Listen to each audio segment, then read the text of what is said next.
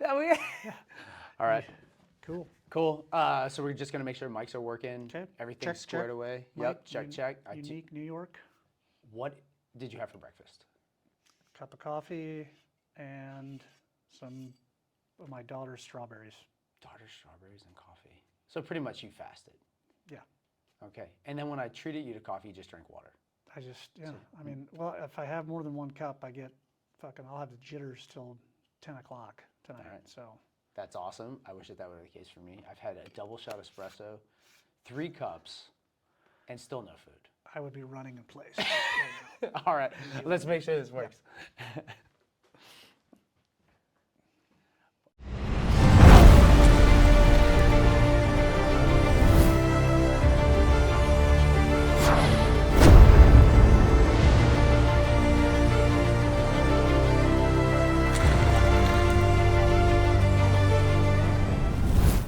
Travis Barnes, Hey, thanks for coming on. pleasure This to is be awesome. here. Yeah, thank you very much for having me. Listen, I have wanted to talk to you, and now we've had the opportunity twice before we sat down for a podcast. But I've heard nothing but good things about Hotel Tango, nothing but good things about Travis Barnes, the guy that runs Hotel Tango. Then he's a veteran, and I'm like, I can't believe I have not been able to get in. It wasn't that I haven't been able to get in touch with you, it was that it never popped up to be able to communicate with you. Yeah, So, that happens. yeah, it's I'm been glad awesome. we're here today, though. No, I know. And the first time I ever went down to Indianapolis to go to Hotel Tango was just like a year after you got started.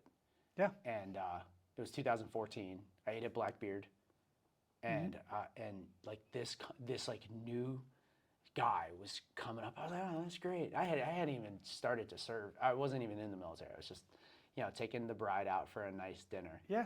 And you guys were popping. Well, thank you very much. That's awesome. Well, thanks for coming on. Heard you interviewed, on Jocko, and then things started to line up where we were able to get in touch. So Yeah. be able to share your story and then share like where you are, because you have had a experience post-military that is pretty uncommon in the space. And I wanted to hear your story and like get it told. So thanks for coming on. So where are you from? Noble County, Indiana. Albion is a town I grew up in. Is a county seat, about 3,000 people, one stoplight town. Good, Nice. awesome people, awesome upbringing. Grew up out in the country, and yeah, it was fun. That's what's up. What's your parents do? My mom was a hospital administrator. My dad was a bricklayer. All right. So they instill some good values. Oh, absolutely. Yeah, I come from Bricklayer? Yeah. Did you ever go help? Or go Yeah, he work? actually built the fireplace in the tasting room and our event space. So No, your dad? yeah, yep, lowest bidder. Government work? Yeah. Government contract? Yeah. Okay, that's awesome. could pay Does him- he get?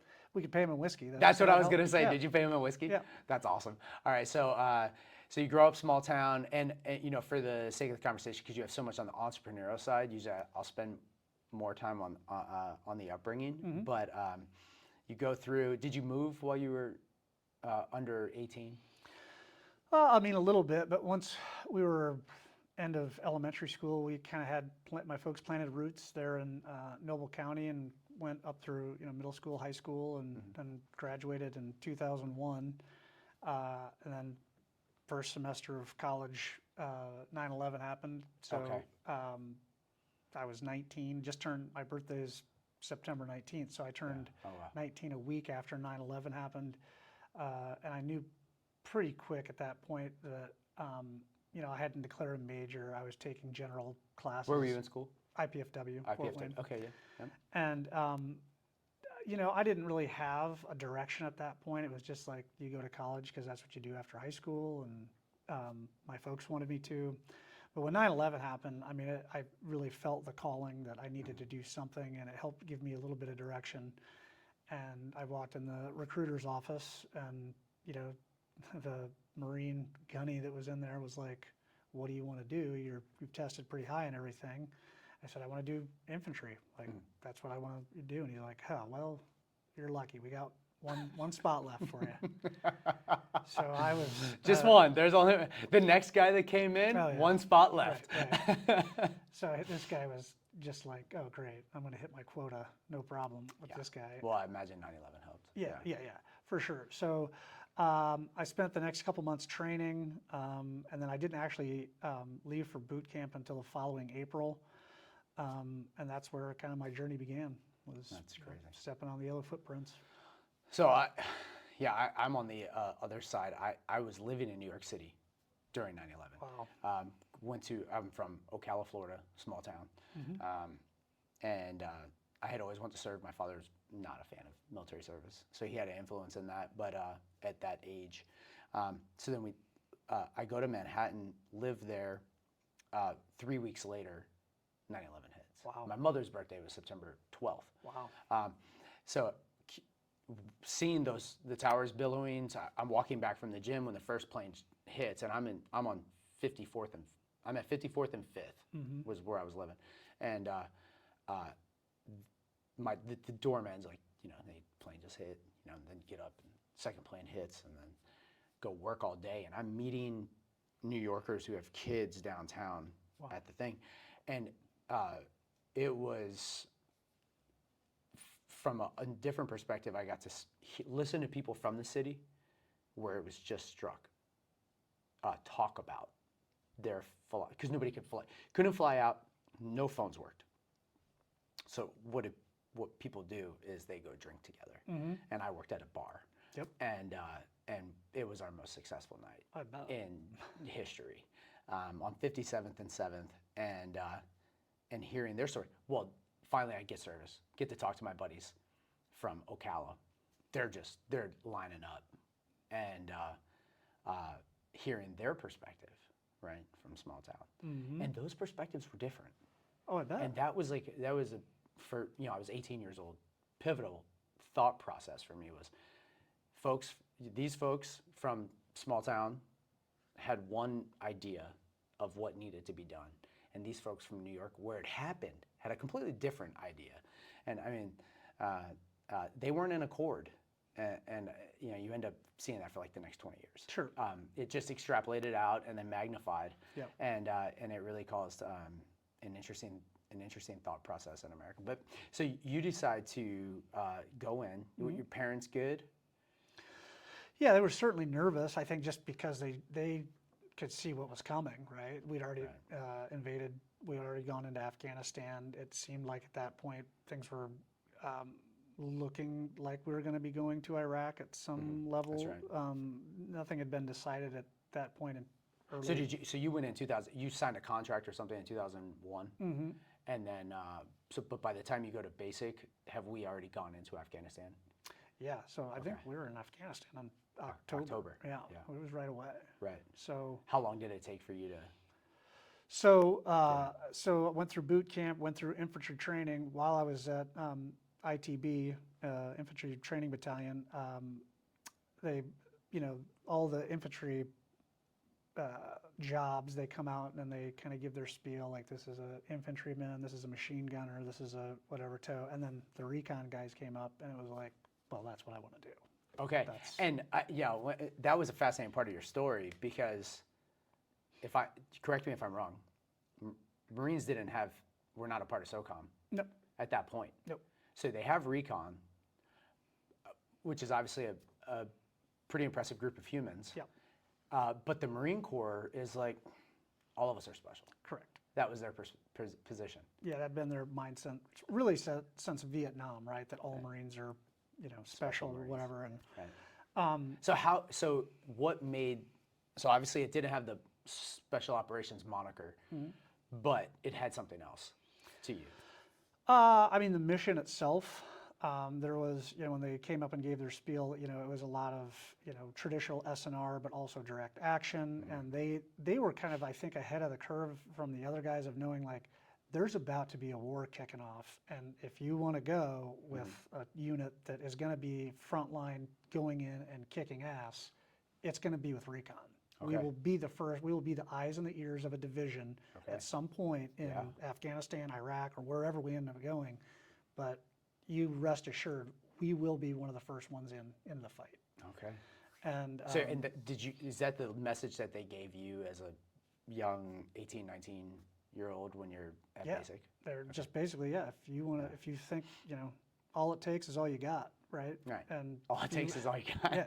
And if you want to come give it a try, we're running an in-dock on this Thursday and Friday. Show up with your rucksack at, 0500 and be ready to run and swim Right. a lot. And it was a little bit longer, about a 30-hour evolution of hiking, running, swimming, just basically, they were whittling it down, right? It started with about, I think, 20, 25 guys. It ended with 5 guys. There's the last 5 standing. They're like, Okay. we got 5 spots. You guys will get to come in. That doesn't make you a recon Marine by any means. You get to come to the teams. You'll be a roper. You'll go through an in-house kind of school first, and then you'll go to BRC, Basic Reconnaissance Course. Right. Well, that's not the path I got to go. I got there, and by the time I showed up to First Recon September 11th, 2002, so 1 year to the day. And when we got there, again, I was a PFC at that point, so they basically said, look, we're getting orders, we're going to ship out, we don't know where we're going yet, but you don't have time for school. You're getting a little bit of OJT, you're going to get thrown into a team, and from there, you'll come back after our first deployment and Which you'll is go incredible. to school. Well, and that, I mean, I don't know if it was how it worked back in the day, but when you went in, but that's kind of how like the Rangers do it. Go through from some of my buddies, go through RASP, and then, but you're not like, then you do a deployment, then you go to Ranger school, and now you're kind of accepted. Like Yeah. there was like a process. It was certainly the Wild West because Recon was basically, they were shrinking up through the late 90s. It had gone down from a battalion to a company. And then when I got there, it had just stood back up to a battalion. So they were trying to fill bodies and find guys that could actually do the role. And at that point, the op tempo for those guys was they were on Muse and mountain warfare training and kind of all over the place. Until they found out, yeah, we're going to get deployed. Right. We need to start doing house training, mounted vehicle patrols, IED. Well, that didn't even really kick off to my second tour. But leading up to it, it was basically just here's your 5-man team. You're a pack mule at that point, right? You're slack man, so lowest guy on the totem pole, but you're just carrying weight, water, batteries, ammo for the team leader and radio operators and stuff like that. So we loaded up on the USS Anchorage in January of 2003. We got to Kuwait about a month later, and from there, we were hanging out in Kuwait in the tents and the big buildup. You could just feel the momentum that this is a huge coalition. The Brits, the French, everybody was kind of in this encampment. No one knew when the thing was going to kick off. And then I think it was mid to late March, they basically said, all right, everybody line up on the border. And then I think March. This is 02. 03. 03, okay. They said, it was somewhere in the mid-March range where they said, go. Our first one to Baghdad wins. So we came in on the southern swing, and there was, some guys that came in from the north. And we fought our way up through Najaf, Nasiriyah, up into Baghdad. Once we got to Baghdad, I mean, it happened so quick. The initial taking the country was kind of the easy part, really. It was holding it that became the challenge, right? So we got in there, overthrew the government, and then it was quiet.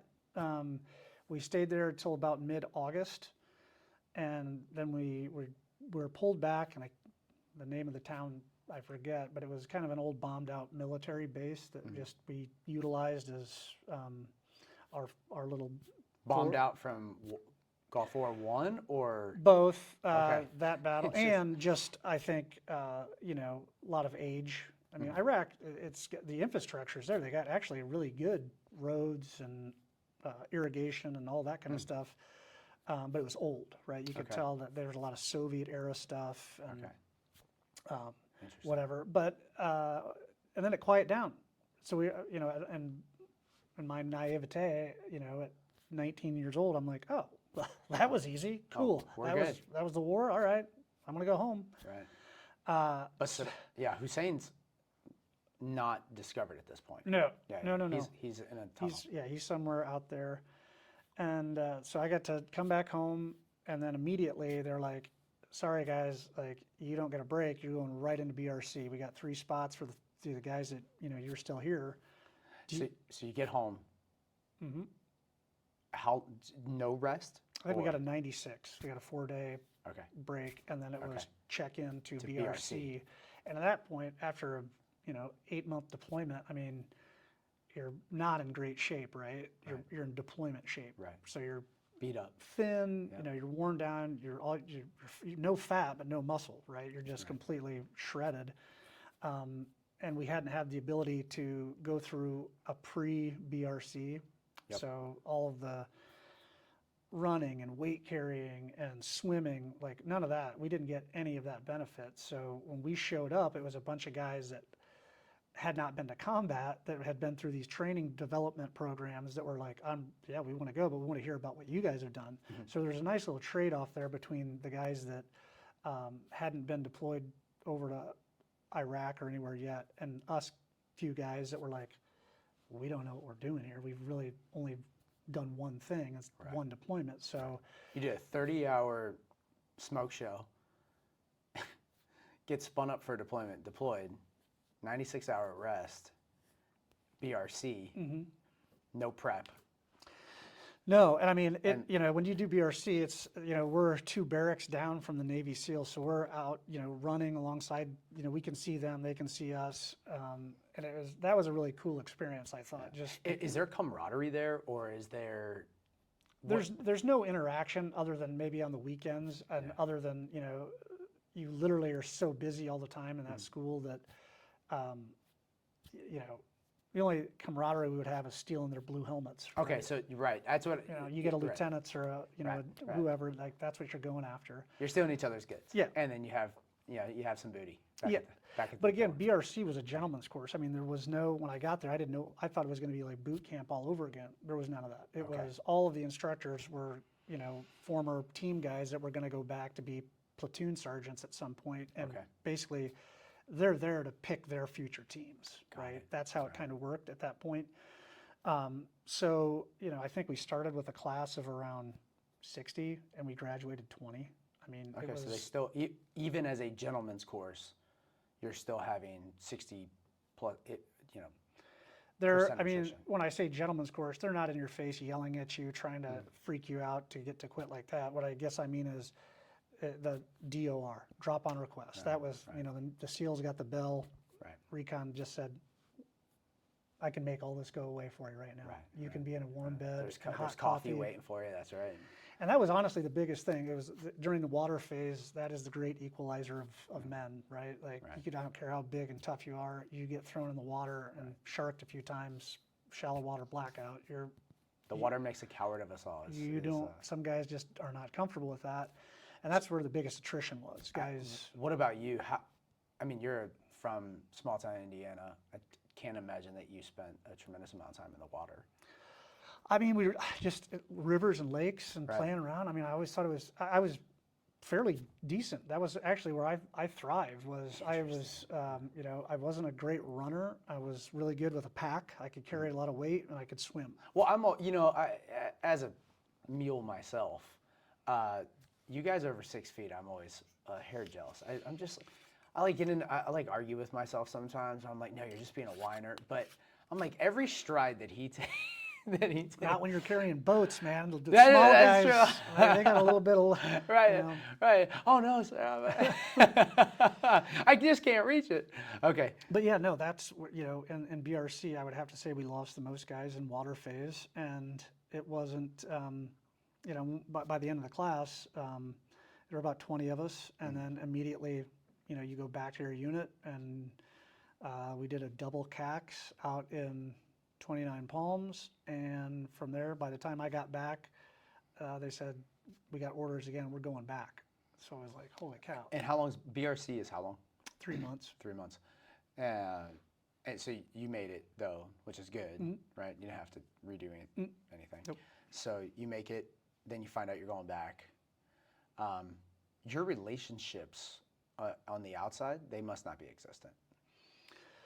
Yeah, I mean, as far as, well, I joke because I mean, I didn't have, time for a girlfriend, or we really, for 4 years, didn't interact with women.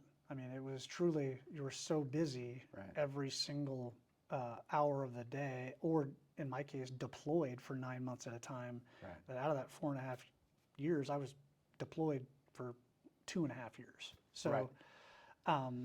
and when I wasn't, it was truly in a workup phase. So, I mean, you're out in the bush for all week, maybe 2 weeks at a time.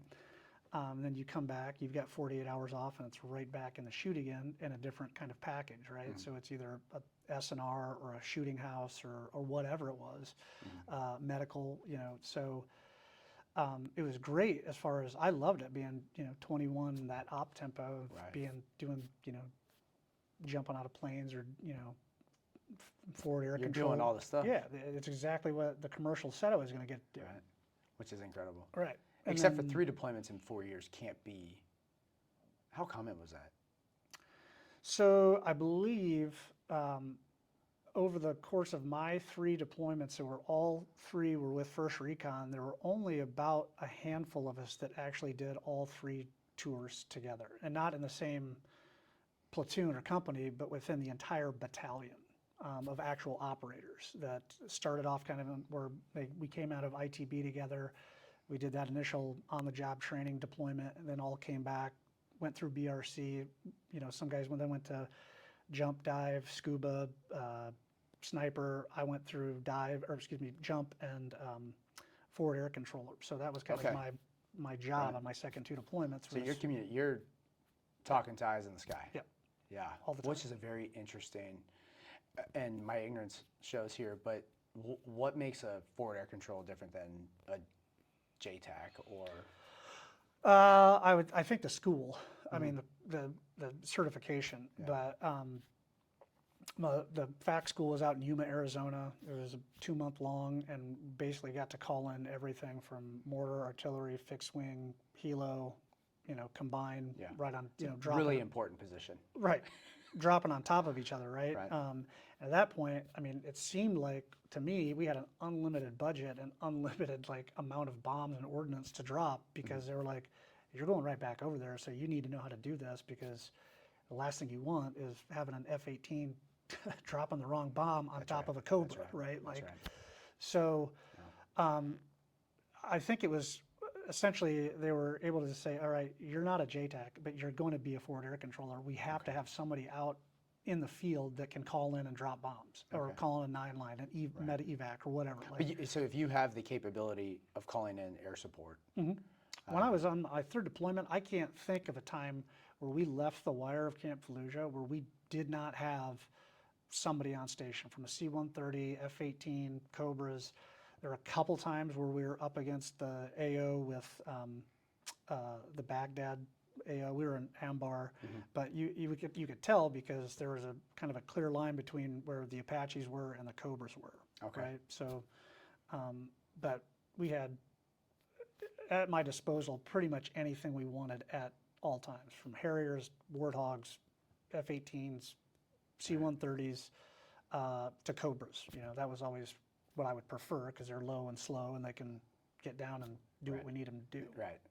Be a little bit more precise. Yeah. Right. And then that also gives the team confidence, knowing that they When can you've got, operate. you can hear those guys coming in, it's a little bit of a Yeah. confidence boost. That's right. Everything's going to be okay, guys. Okay, so for the sake of kind of understanding, because one thing that's fascinating is you do all of this, and you have some setbacks and experiences for sure, but then you choose. What was the choice that you're punching out? Burnout, exhaustion.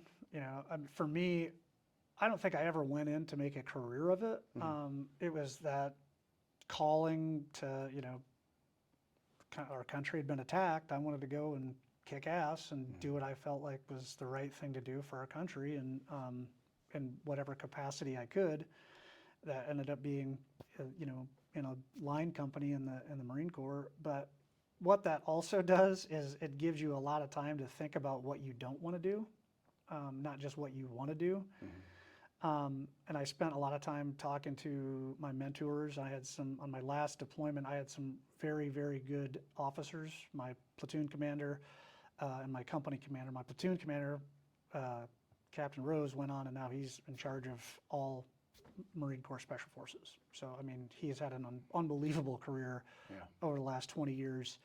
And, you know, he said, look, Barnes, you should probably go to college and keep yourself busy. And it's the last thing you want to do is get out and not have some sort of schedule that's can kind of keep you on track for whatever it is. It doesn't matter, you know, go get a degree in anything, but just don't get out and flounder or keep your tempo up. Yeah, don't go out and go to work back at the, you know, the factory in your hometown. Like you have a good trajectory. Yeah. Let's keep this. Don't slow down. Right. So That's good advice. So my last firefight was March 15th, 2006. We were back home in California in April of that year, and then I went on terminal leave in May. So while I was my last couple months in, I signed up for classes to start school in Fort Wayne. So by the time I got back, I tested, and they were like, "Man, you've got to do some serious remedial courses." If you like I came in with a great score, and Right. then things went. Yeah. Well, hold on. So before we get there, because I do want to hear about that, but your transition from military to private sector sounds like it was less than 4 months. Right. It was, I mean, and again, I don't have any hard feelings. Yeah. Again, the op tempo was so big at that point that as soon as we got back, you know how it is when you get back from deployment, everybody is poof, gone for Right. about 30 days. Right. For me, I was checking out and moving on to whatever was next for me. So I spent, you know, as soon as I got back, turning in my gas mask and, you know, all my You're equipment. turning in your issued gear. Yeah, all that stuff. Did you have, this might sound silly, but did you have finance classes? Did you have education classes? Did you have, so your transition assistance program, what was that like for you? Was that even a thing? It was me hooking up a U-Haul to my Ford Ranger Your and tabs loading was, and leaving Camp Pendleton. Like that was my transition. I mean, there was no transition. which when you fast forward, that was why this idea of now, I mean, I'm sure that you're aware, but now the TAP centers at every installation give a service member, you know, from 12 months, they're required to be able to attend all of these classes. For you, 2005, serve, deploy, come back, turn in gear, go home. So on your own accord, you were thinking college. You had a mentor. So the mentor gave good advice. You were wise enough to follow it. And then I said, Barnes, you're either going to be a senator or in jail in a few years, and we hope that it's not the latter. So right. And there's still time for senator. Right. Okay. So I think they were right in a way that, like, look, you have potential, don't waste it. Like, stay busy. The worst thing you can do is get into that, you know, shoulda, coulda, woulda, you know, and they were like, whatever you do, don't show up back here in 6 months, you know, coming back. Like, stick it with college. And so if you're going to leave, stay punched out, stay committed. no, they said, look, if you want to come back in 4 or 5 years as an officer, great, we'd love to have you back. But, you know, don't come back enlisted. Wow, that's, and man, I mean, I travel the country, the team travels the country, INvets team travels, meeting folks at different stages. Sometimes we go to job fairs in other states to help service members potentially look at Indiana as an opportunity. The number of folks who have been out at that 3 to 5 year mark that wish that they didn't get out. Well, it's hard, right? I mean, I feel like you get out and you're so excited about, oh, I don't have to take orders anymore. I don't have to, you know, make my bed. I can grow my hair, beard. And you think that that's what's going to be the fun part, but you don't realize how much the camaraderie, the team guys, that feeling that you're a part of something bigger than yourself, that you've got guys that will literally give up their life for you to your left and your right, and you're not just serving with them, you're going out and drinking with them when you're back home and partying and surfing and doing all that other stuff. But when that's gone and you are on your own, it is lonely. You are, it is really, can get dark. And again, if all you think about is, oh man, I wish I was back, you know, shooting in Fallujah, instead of, in a year from now I'll be graduating, and I should start thinking about what's the next mountain I'm going to climb, right? So you choose school, what do you study? Political science. Okay. So that. What were your thoughts? Oh, you're going to be a senator. Well, with a poli-sci degree, that basically qualifies you to move furniture around at the end of it. Right. So it wasn't Definitely qualifies you for grad school, which we'll get there. yeah, and so I was really lucky at IPFW. They had this internship fellowship with Senator Lugar, who, for those of you who don't know, was an unbelievable statesman from the state of Indiana, was a senator for 30 plus years, did some incredible legislative work with Russia and across the world, really. And he was chair of the Foreign Relations Committee when I was there. So, I mean, being able to kind of see through his lens of how policy was made and how I was the instrument of that policy in Iraq, it was a really interesting formal class and informal class in, how the sausage gets made, and then, from start to finish, and then the finish being, well, that's how I ended up in Iraq, fighting in a war, over there. And he has the Lugar School of International Relations at Lugar? He graduated from Denison, but I'm sure he has fellowships and internships. Now they have a school, I think. Yeah, I mean, there's so many. Again, I was very fortunate because it happened to be that all of the people that are connected to Senator Lugar ended up being wonderful people. Again, lifelong friends, mentors, and across industries, right? So and you're 22, 23, 24 when this is. Yeah, I was the old guy, running Right. around the office. Everybody else was 18, 19. And your experience. I mean, so when I'm mentoring, or when our team is mentoring, you're looking at these younger folks, younger guys, gals, who are thinking about coming out. Do you feel like that was an advantage for you, that you had 4 years military service, your service being unique, really, but those 4 years, then you make this choice to go to college. Now you're sitting with a senator, a prominent senator. Your maturity had to have been 100%. And I think there's good and bad that come with that, right? On the one hand, you are mature, you've had some life experiences, I've been around the world, but I also think that my patience was extremely short with, kids that had not done that and had not, that were complaining about, well, this isn't fair because, and I'm like, are you kidding me? Like, the empathy radar was not pinging. Yeah. Yes. So there was a little bit of that, but by the time, Lugar was, the internship was my last semester of undergrad. I was applying to law schools at that point. Senator Lugar wrote a very nice recommendation for me, and, between that and my military service, helped me get into law school. And then from there, I actually started in the night program at McKinney here in Indy, and that was actually a blessing in disguise because the daytime school, it's all 22-year-old kids that just graduated from undergrad and that are immediately going to law school. The night school is for professionals that are trying to get a law degree at night. So I mean, there were dentists, there were state senators, there were all sorts of people from Lilly, people from Roche, Rolls-Royce. I mean, from across multiple industries. Our large organizations in Indianapolis that had a much different, worldly perspective on the law and how it impacts people and impacts industries, and that there was real world experience that could be applied to the same lessons that everybody was getting, but it just felt like, okay, these people have a different set of lenses that they're looking through the law at from their world experiences. That's interesting. So you preferred the night program? You stayed the night program for?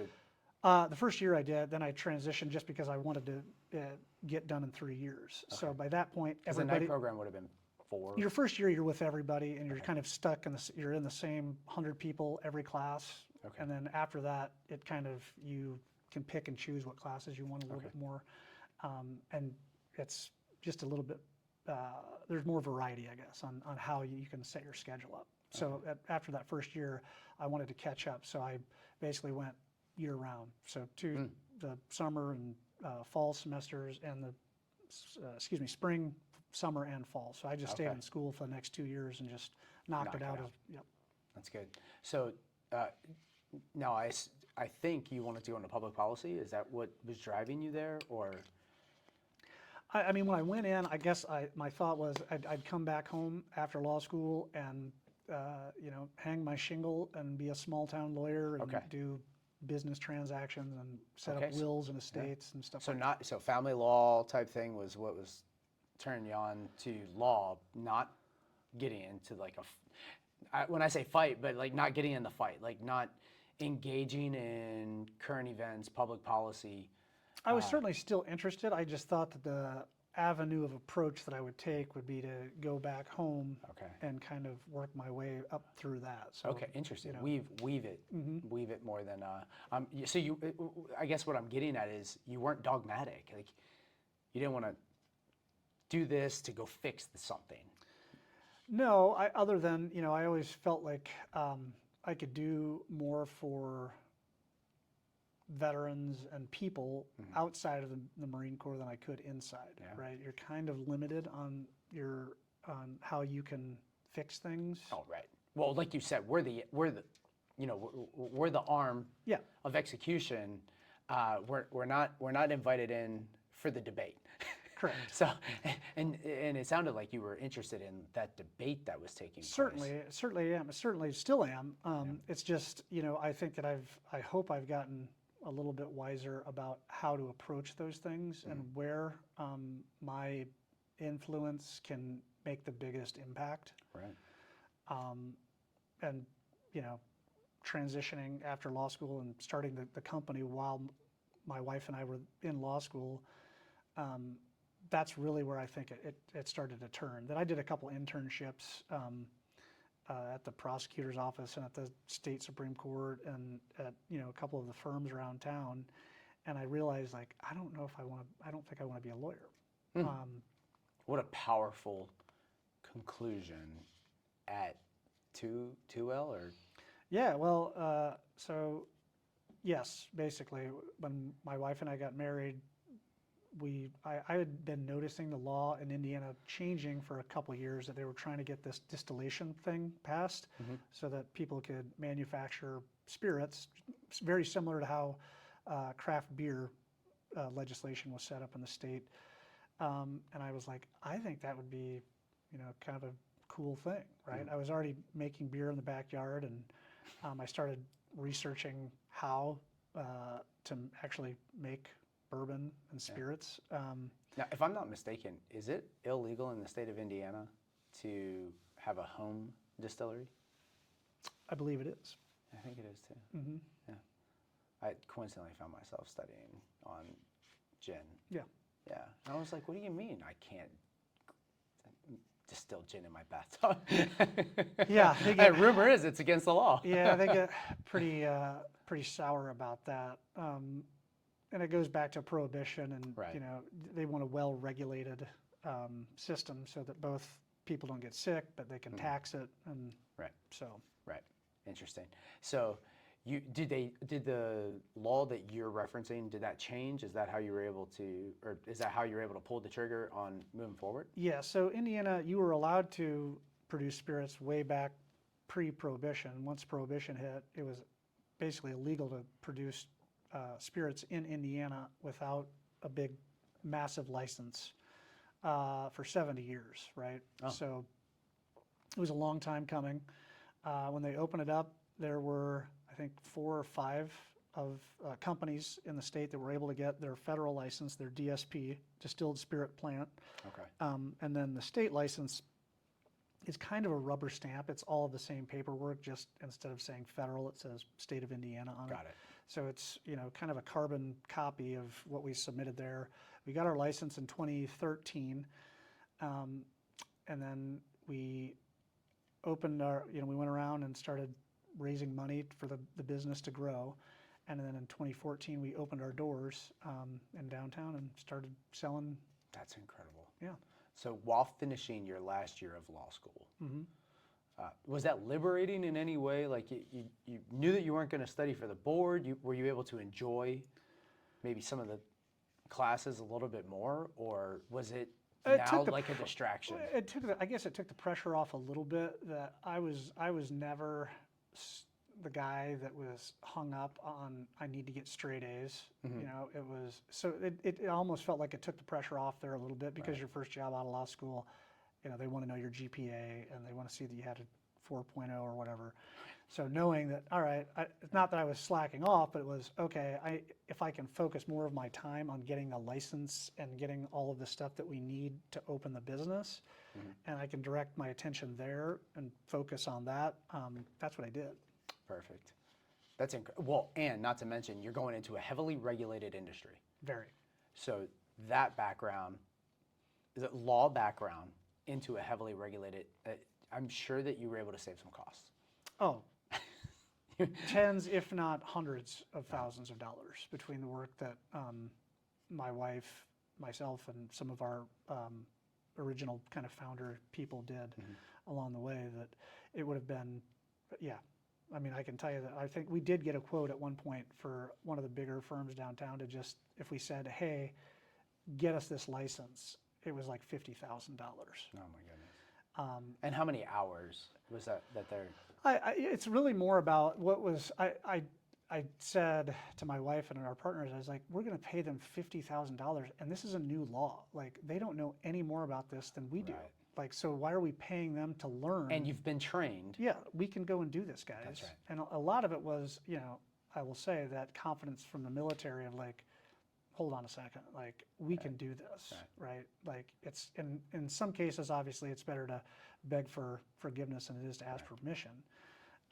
Sometimes it's not, but in a lot of these cases, I think it was people appreciated seeing a young guy showing up to meetings, showing up to the courthouses, showing up to the, you know, the zoning office or whatever, and figuring it out on my own and not paying somebody else to do it. And I just became kind of a regular face passing through the halls of the State House and at the Alcohol Tobacco Commission and at the city county building for you know, zoning and permits. And I think people appreciated that. Because you did the work on your own. And they knew it. They could see that like, oh, okay, I'll go, I didn't fill the form out right the first time. I'll correct it and I'll be back tomorrow with my $20, you know, fee check. Right. So interesting. Yeah, and then of course you get a fee for it. So so the company is, or the business is Hotel Tango, named after Hillary and Travis. There you go, which is pretty cool. Yeah. Hotel Tango Distillery in Indianapolis. Once you get, how long does it take you to get everything squared away as far as paperwork goes to then be able to start distilling?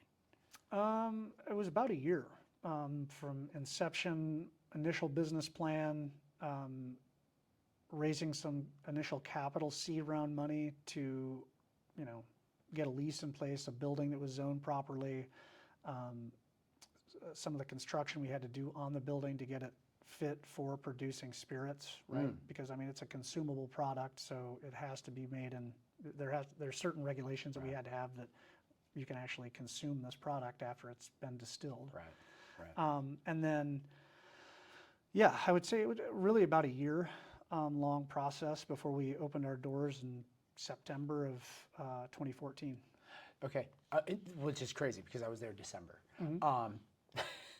I remember it very well. So so that's just to get the paperwork done. When did you learn how to do the distilling? So I've been doing home brewing for a while, and as I was researching, I mean, I literally just bought books and got on the internet and started searching. We made a lot of trips down into Kentucky to just poke around and look around and ask Bourbon distillers. Trail a few times, or okay. Yeah. But as a student, not so much as a. I mean, I'm sure that you.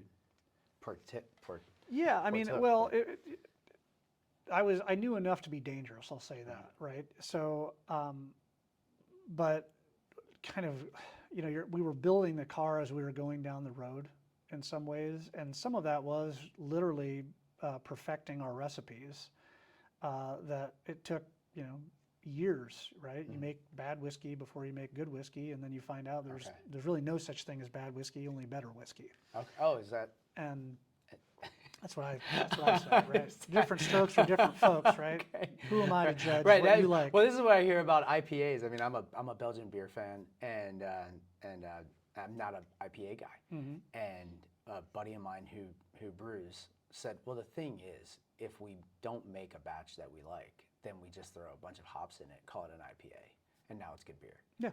And I dispute this, but it doesn't seem to matter. Well, we could kind of do that, I guess. If we didn't like it, you can just keep distilling it, and eventually it'll turn into vodka, right? You Okay. Just turn it into, you get it over 190 proof, and that's basically vodka.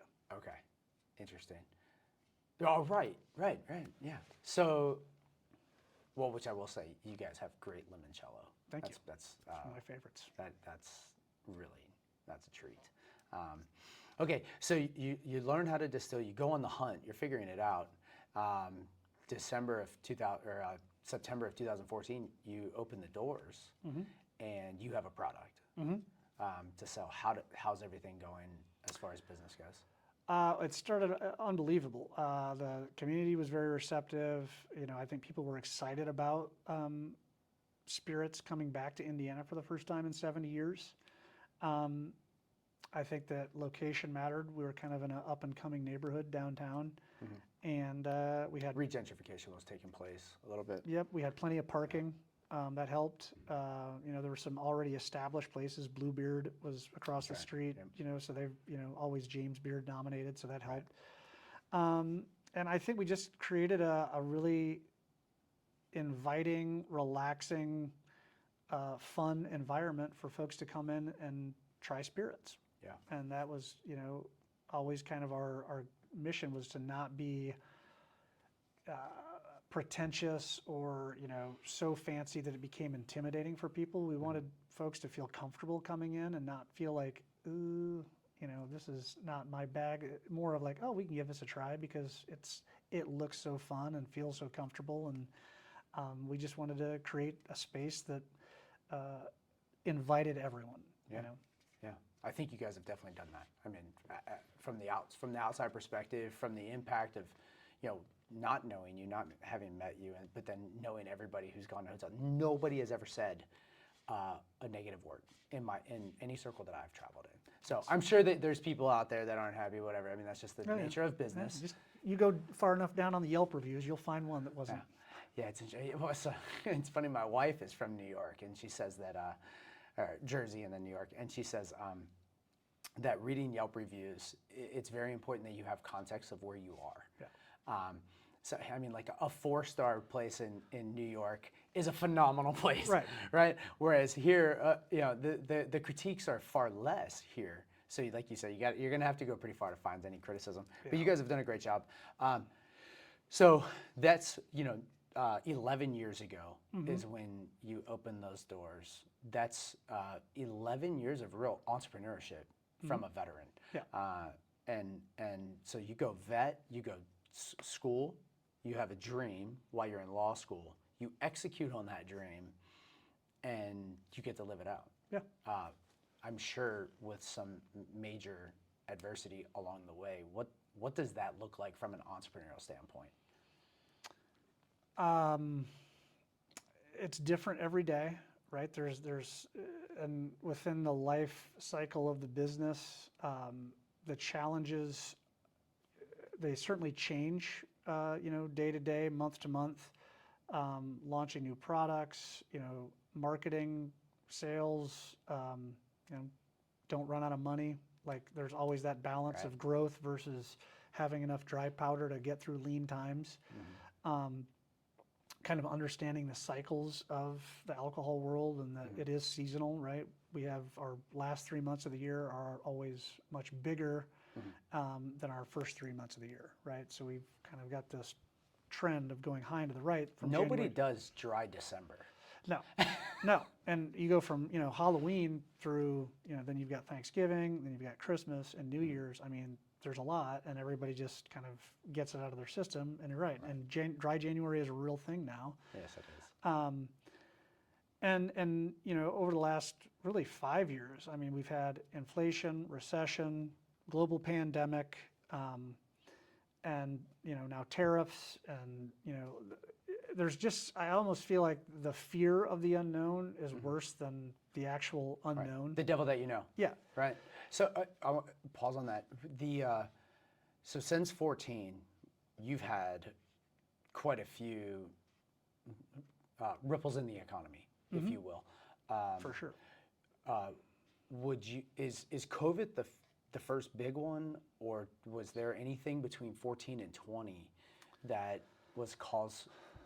Not as impactful for sure, right? And what COVID did was it actually, you know, it tested our ability to stay lean. We were still growing at a very big clip at that point. So the ship was getting bigger. We weren't as nimble as we were in 2015, 16, but we were still able to shift and pivot quick enough to stay ahead of the curve. So when we launched, you know, we kicked off 2020, you know, we had a full budget set. We were ready to launch new products, and we were going to get ready to open our event space. And by, you know, February, they're like, no, we're shutting things down. Right. And I'm like, oh my God, you know, our tasting room and event space, that's half the planned revenue for this year. So we immediately. And, sorry, was the tasting room same location? Mm-hmm. Okay. Yep.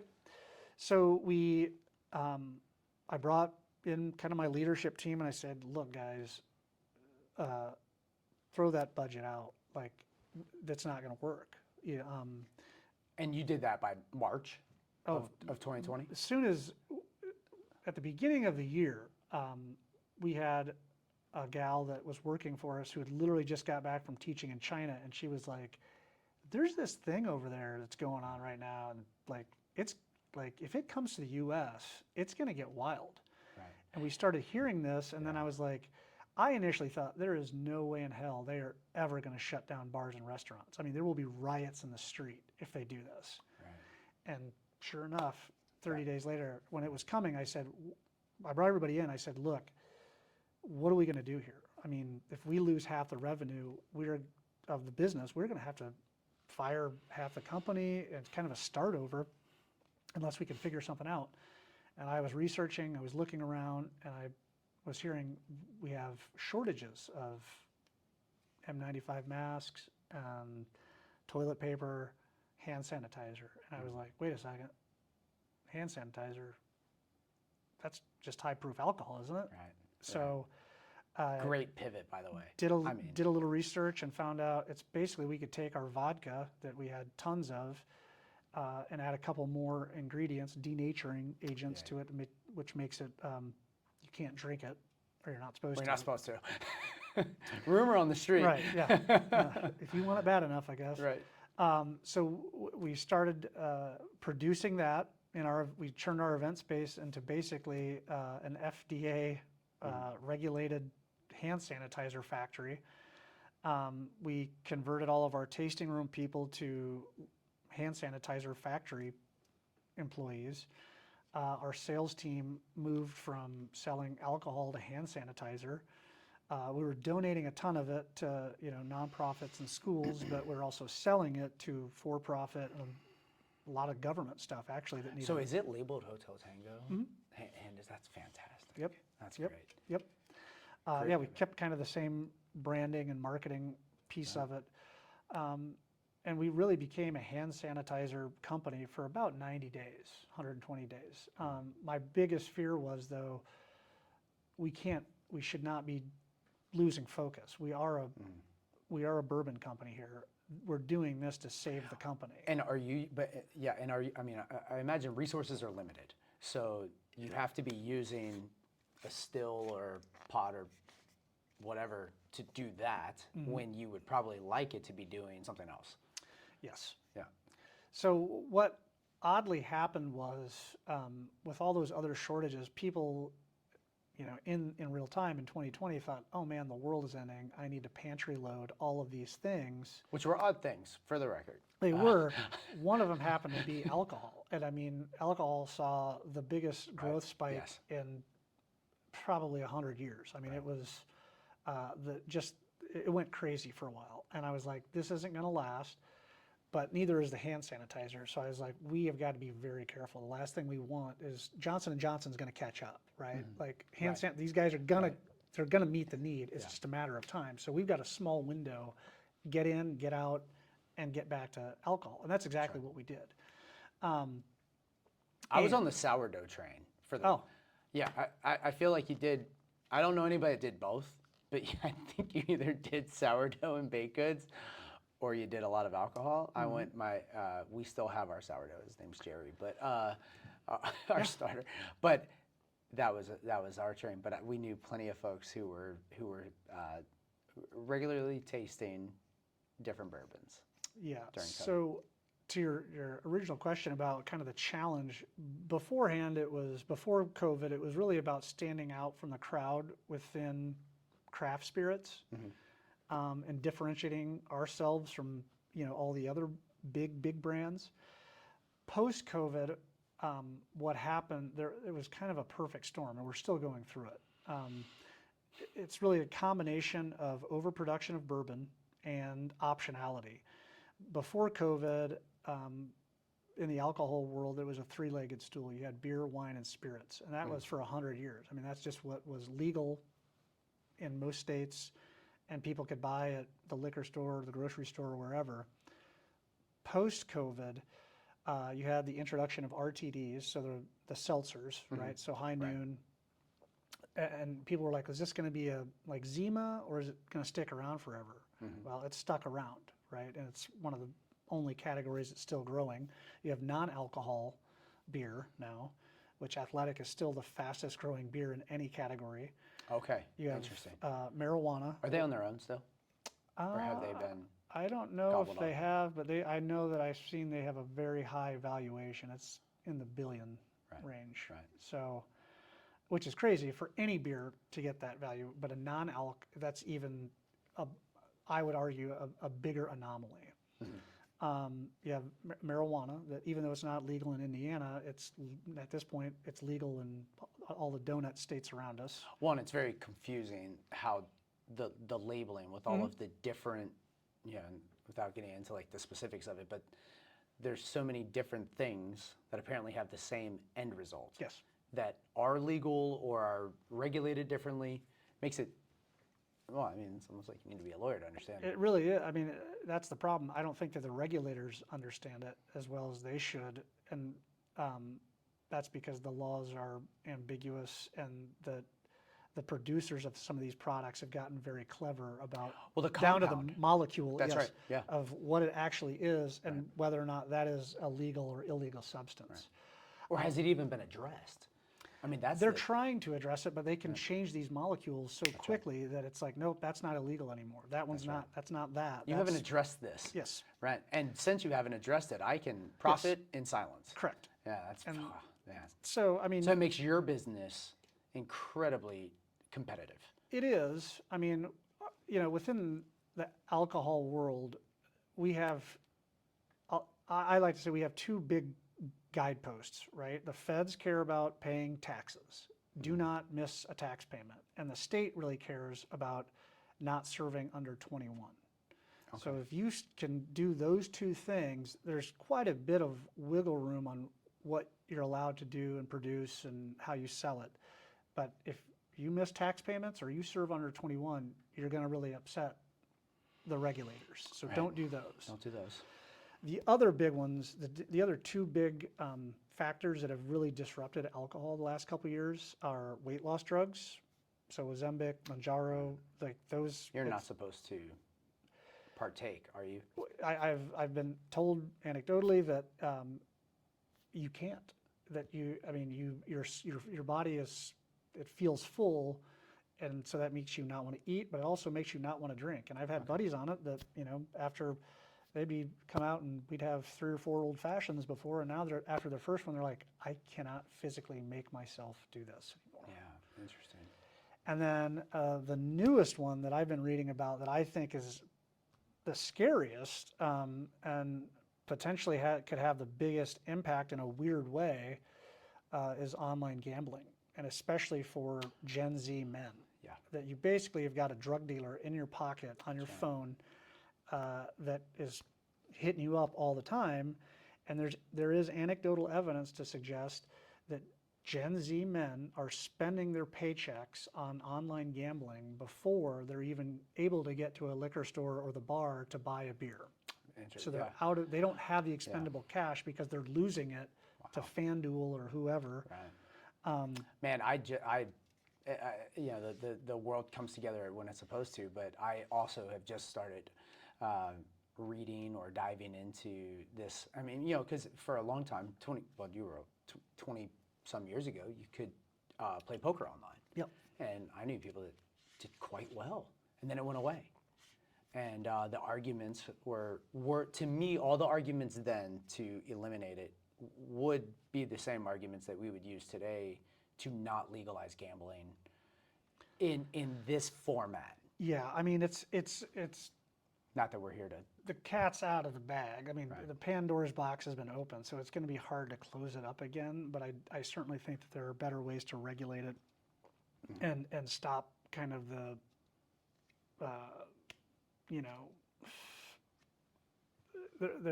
they have to know what they're doing. Right. You know, Right. they're preying on, you know, the weakest folks out there. Well, and they're preying on some folks. Weak is interesting in this assessment because there are reports of men losing their entire savings, and it not being an anomaly, not just being like the rare one offer. It's you know, because that's the dangerous thing, and the way that you can do these plays is even.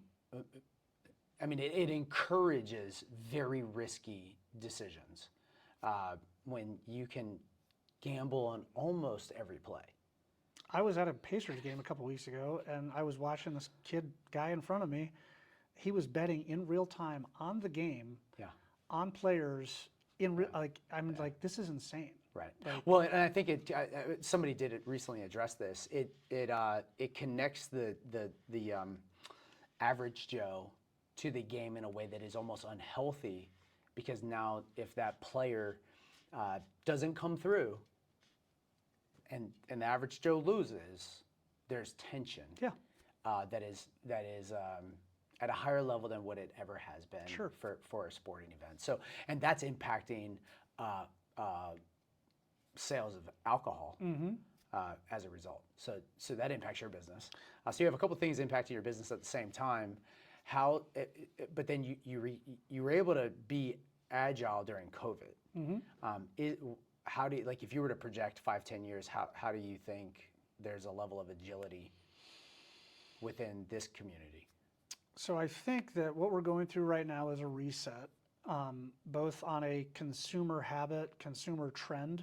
I don't think alcohol will ever go away, but I do think that there is a bigger interest, commitment level to a healthier lifestyle. That's driving down alcohol consumption. I also think that because of these other options, it's taken away from the loyalty of a person to a brand and to a product. So, for instance, 25 years ago, you know, my dad was a Budweiser guy, and he would drink Bud at the baseball game, when we were fishing at the lake, and at dinner with friends. That's right. Now, he might have a Budweiser at the baseball game, but he'll have a High Noon at the lake, and he'll have a Pinot Noir at dinner when we have a steak. So it's both brand loyalty and product loyalty. So it's not just this, you know, same, you know, when I was in the Marine Corps, I mean, you had an option of whatever whiskey you wanted as long as it was Jim Beam or Jack Daniels, because that's what they sold at the PX. That's right. Not anymore. No. I mean, it's overload, right? I mean, It's impressive, actually. There's too many, I think. And not to mention the PX, it's sold at a price that encourages purchase.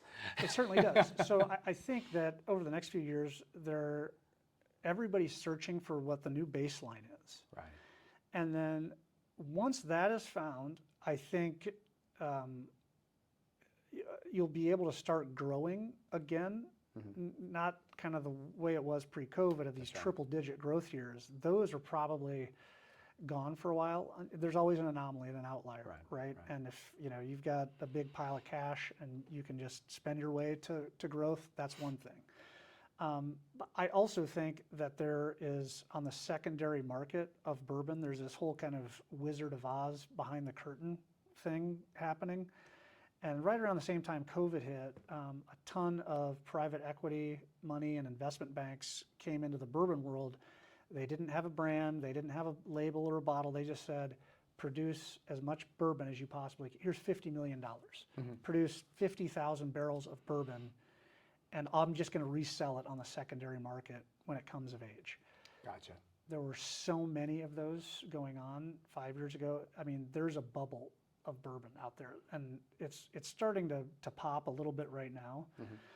You're seeing barrel prices on the secondary market go down in price for the first time that I've ever seen it. And I've talked to guys that have been in the industry for 40 years, and they're like, we've never seen this happen.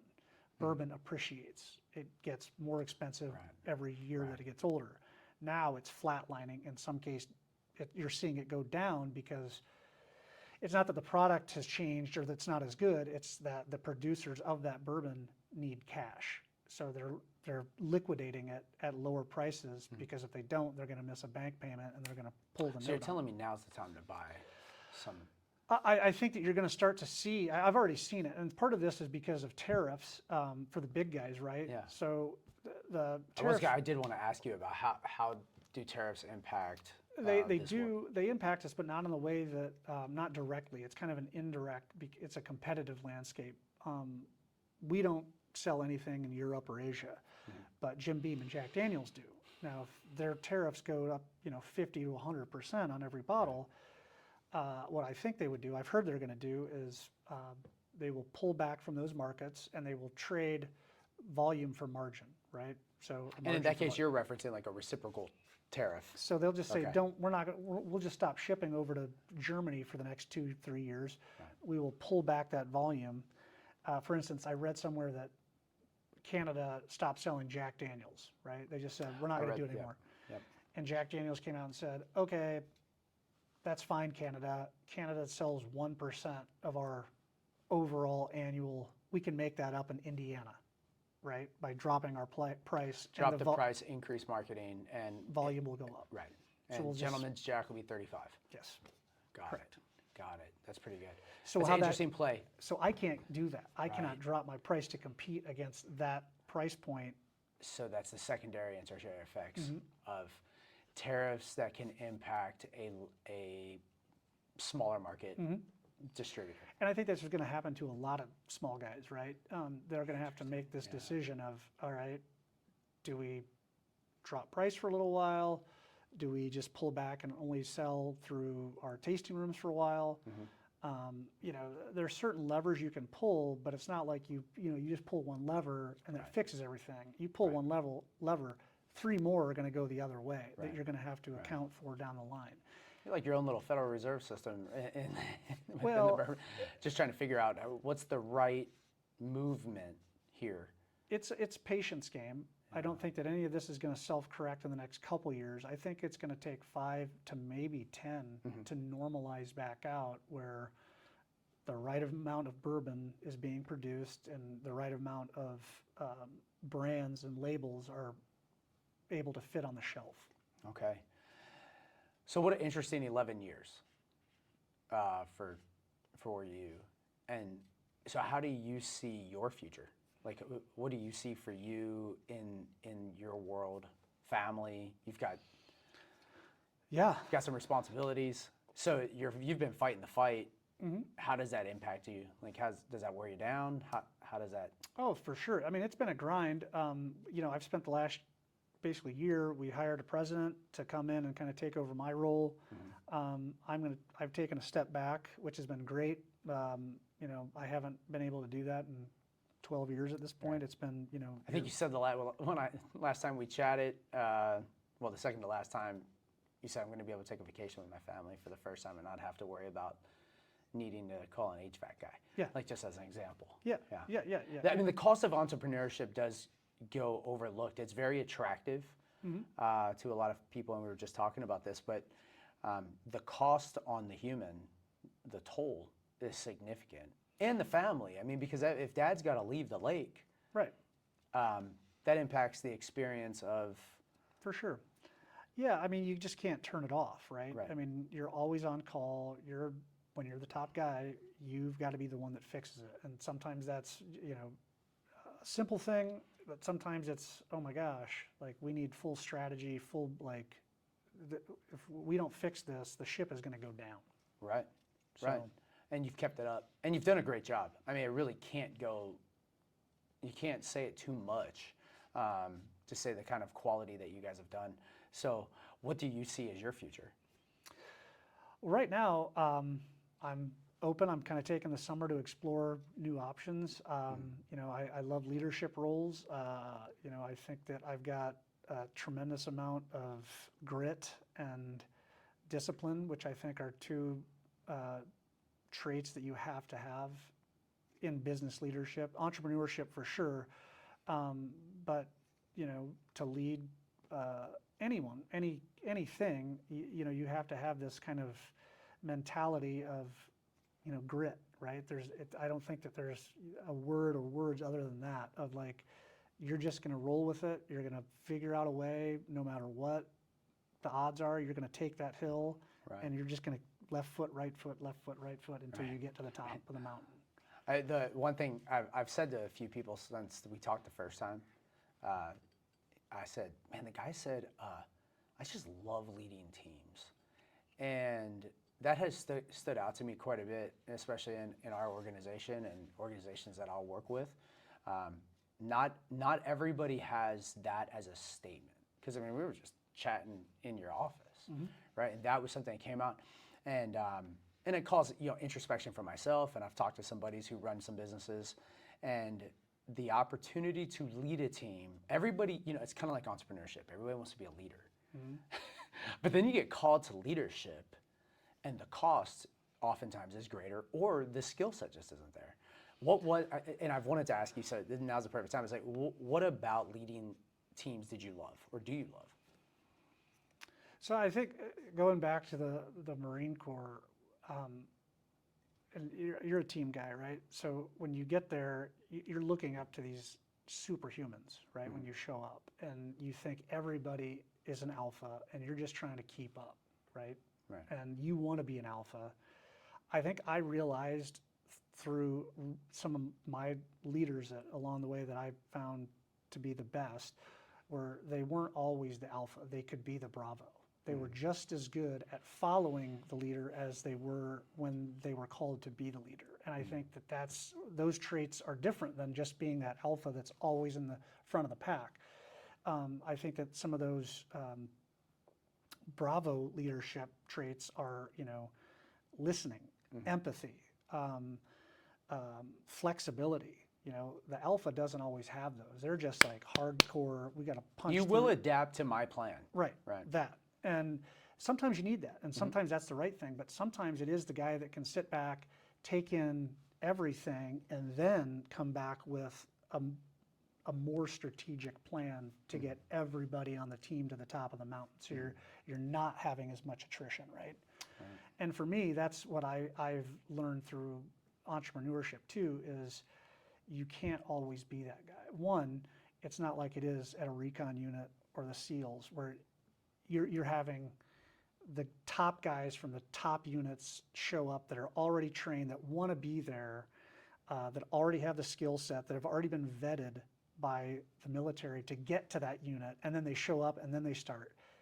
In the real world, you don't have that luxury, right? Not everybody is going to be that super top performer that one you can pay that salary, that they have the pedigree of that degree from wherever. Sometimes it's you as the entrepreneur have to mold that person into the role. And I think that's what I've learned along the way is what leadership is. There's just as much following sometimes as there is being the guy that says, this is the direction and the fork of the road. We're going this way, like it or not. Sometimes it's listening to everybody and getting a consensus of maybe we should go right instead of left here. Well, and you need you need your team's buy-in, and they need to have some ownership. And they can't have, it's difficult for them to have ownership if you're dictating. 100%. It also shuts off their brain. They're no longer, brainstorming in that organic hour where something hits them because they know that, well, Travis is going to tell me what to do, so it doesn't really matter what I think. And that's tough. I mean, I think that's a really tough lesson in leadership to be able to do that.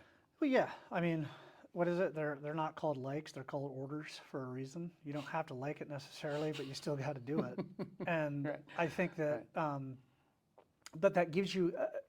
It also means I want to hear what your opinion is. It doesn't mean that I'm going to take your advice, but I still want to give you the opportunity to speak up, because the last thing I want is you to go, well, I thought we should have gone left and we went right. Well, why the fuck didn't you say that before we took the IED alley? Come on, dude.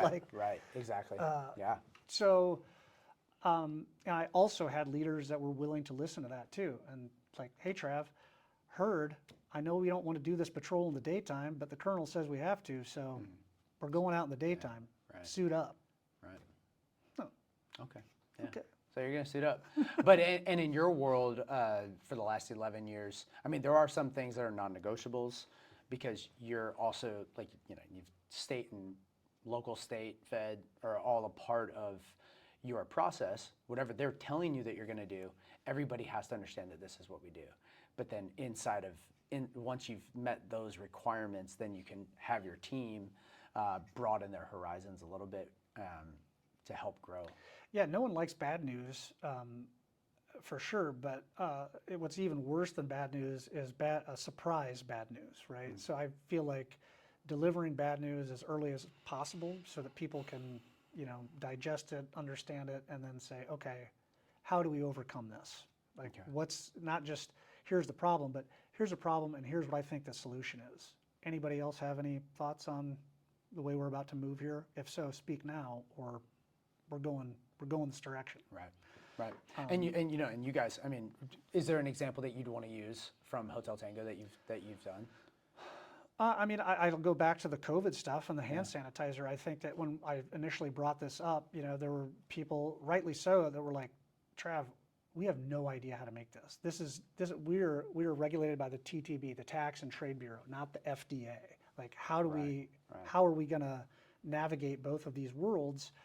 And then that came back to me as a leader to figure that out, right? To do a lot of research, call around, ask people, and some of it's gut, and some of it's that intuition, and some of it's that, well, we're trying to do the right thing here. If we have to beg for forgiveness, I will, and I'll own that. That's on me. You guys don't have to worry about that. I'll be the one that takes it on the chin if we do get a fine or whatever. Yeah. But there was a calculation there at that point that, like, are we really going to get in trouble for producing a hand sanitizer that is going to help save lives? Right. Maybe. But that's, we can spin that into, that we'll find a silver We'll lining. fight that fight. Yeah. Right. So, because you know that you're doing the right thing, which is always good. So you're moving in. You've got a president. You're moving into the next phase, the next adventure. Yep. What would be like ideal for you? I'm split. There's part of me that wants to get right back into that entrepreneurial startup phase, which I think is so exciting and fun, and you're able to use all of your creativity and innovation to get a business from idea to fledgling to cruising altitude, but not necessarily with all of the resources that it might take. You have to be very scrappy and bootstrappy to get that done. And on the other hand, what looks attractive to me is to go back into a larger company that has an entrepreneurial mindset, but with the resources to execute on some of the goals that you want to hit, right? So that you're not always sacrificing, plugging holes all the time to make it work. You can actually slow down a little bit and say, hold on, let's not just hire the next guy off the street. Let's find the right guy that's got the right experience, the right pedigree, or, you know, let's buy the right piece of equipment instead of like cobbling Right. together, you Right. know, the cheaper version of what we need to grow the business. You know, again, back to leading is where I think, you know, I'm good at, and understanding complicated problems, breaking them down, and removing boulders out of the way of folks below me so that they can do their job, right? That's what I think good leaders do, is they remove those obstacles, and they're thinking about them ahead of time so that when the folks behind them get there, they're either not there or they're not as bad as they would have been because you've helped move them out of the way. Right. Man. Well, whatever that next journey is, I have a feeling you're going to crush it. I'm excited. yeah. It's kind of scary to jump without a parachute, but it's also, you know, I do believe that things happen for a reason, and that, you know, by kind of casting this wide net, I'll be able to pick and choose kind of what that next chapter is. Yeah. Travis Barnes, Recon Marine, law school grad, entrepreneur, founder. I mean, there's going to be a great opportunity on the other side of this. I So can't wait, man. awesome. I appreciate Thanks it. for coming in. It was Thank you awesome so to much, talk. Jesse. Yeah. Pleasure. It was good. Yeah. 3 very high life stressors would be losing your job, your healthcare, losing your home. That's happening all at once to transitioning service members when they're getting out of the military. That's where INvets comes in, where you know everything on the back end is taken care of and you can focus on transitioning well. INvets is a 501c3 nonprofit dedicated to helping transitioning service members and their families find great careers and communities here in Indiana. The way we usually connect with veterans is in-person events. They are assigned to a case manager, which is one of the 5 veteran engagement managers who are located in 5 regions around Indiana. They'll really work hard to connect with them, and then they complete the profile in more detail about the types of careers they want, the skills they have, where they might live, do they have a spouse. So it's a very personal service, and we try to match them with the right career, and we try to match them with the right community. We take our job seriously, understanding that we're not selling somebody a thing, we're helping somebody move into the next phase of their life. That's not lost on us. We are not moving one person, we're moving a whole family, and every member of that family has a different need. We try to have those open discussions about everything. So what we realized was just helping somebody find a job when they get out of the military isn't enough. There's got to be more to it than that, especially if we want to create lifelong Hoosiers. So we started thinking about what can we do outside of helping people find great careers to get them connected to their community. Transition is not transactional, it's transformational. And it's something that we talk with our staff about all the time. We cannot look at transition out of the military as a transaction of leaving one job and going to another. It's a transformational moment in somebody's life, and we hope and believe that should be Indiana. And once they're here, we remind them that we're here for life. So if there's anything that you need once you've gotten here, you're looking for a volunteer opportunity, a way to get involved in your community, or you just need some resources for things that you're trying to take care of, whether it's some of your veteran benefits, you can reach back out to us and we're going to put you in contact with the right people to get you taken care of.